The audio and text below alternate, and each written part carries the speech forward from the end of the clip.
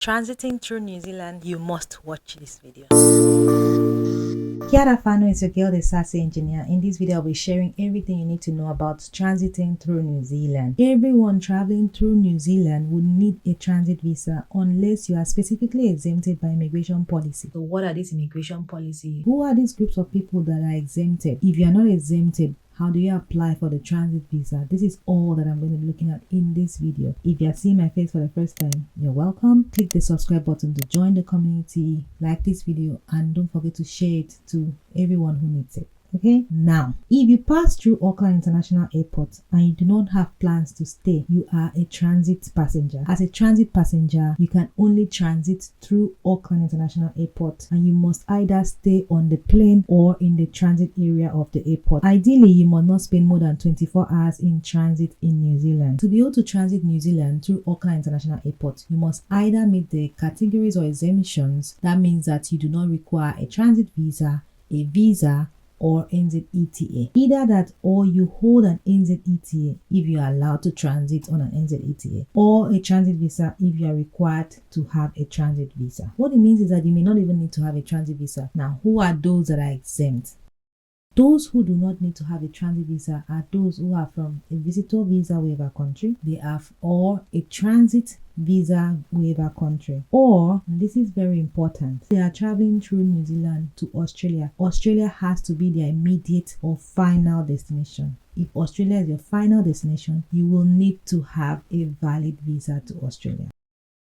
You do not need a transit visa to travel through New Zealand if you are a New Zealand citizen or a resident class visa holder, or you hold a New Zealand temporary visa that is valid and has valid travel conditions, or you are an Australian citizen. If you are in these three groups, you do not need a transit visa or NZeTA. If you are not in these three groups, there is now another division, which is those who just need an NZeTA. So to qualify for NZeTA, you must either be from a visitor visa waiver country, or you are from a transit visa waiver country, or you hold a current Australian PR visa that allows you to go back to Australia after traveling overseas. Or, and this last option is very, very important, so pay attention to it. Regardless of your nationality, if your immediate or final destination is Australia and you hold a valid visa that allows you to enter Australia or pass through Australia, then you can transit New Zealand without requiring a transit visa. If you are traveling from Australia, even if your flight did not originate from Australia, you can also transit through New Zealand on an NZeTA. You may not need a transit visa. So this is very important. And it says that regardless of your nationality, so anybody, if you are transiting through New Zealand and after that you are going to Australia, or you are coming from Australia and passing through New Zealand to wherever, you can transit through New Zealand, but you must request an NZeTA. Now talk about how you can request an NZeTA. It's very cheap. It's just about $17 to $23 depending on where you apply from, plus that $35 international visitor levy, and you can get your NZeTA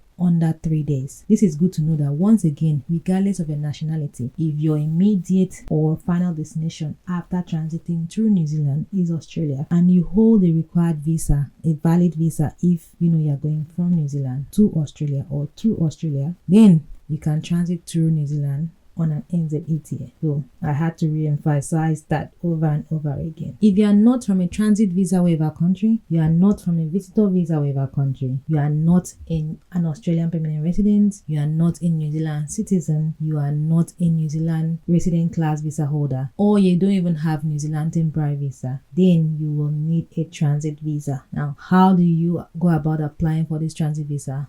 How much does it cost? Is it free or you have to pay money? How long would it take? How long do you need to stay in the airport to even qualify to apply for this transit visa? Let's find out.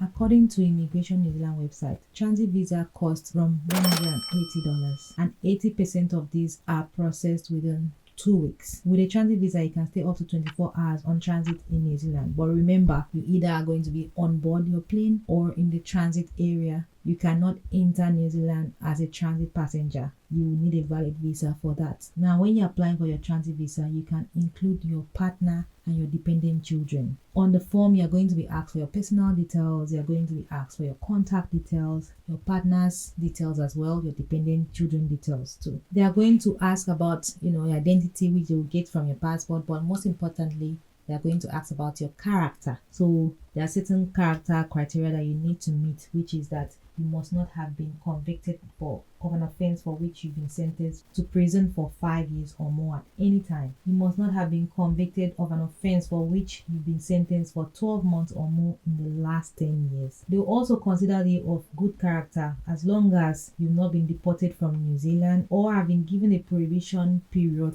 from New Zealand at any time at all. You've been removed, excluded, or deported from another country at any time, that will be considered as not a good character. They'll also consider you to be of good character as long as there is no reason to believe that you are likely to commit an offense in New Zealand that you could be sent to prison for. There is no reason to believe that you are a threat or risk to New Zealand's security or public order of interest, and there is no reason to believe that you are a member of a terrorist organization. If none of this applies to you, they will consider you to be of good character. The same thing is applicable to your dependent child or children, and as well as your partner. They also have to meet these good character criteria. The very important thing that will make them approve or reject your transit visa is your genuine intention, which means that you genuinely want to travel through New Zealand only as a transit passenger. So in that case, to prove this your genuine intention, you'll be asked to provide evidence of your travel arrangements. So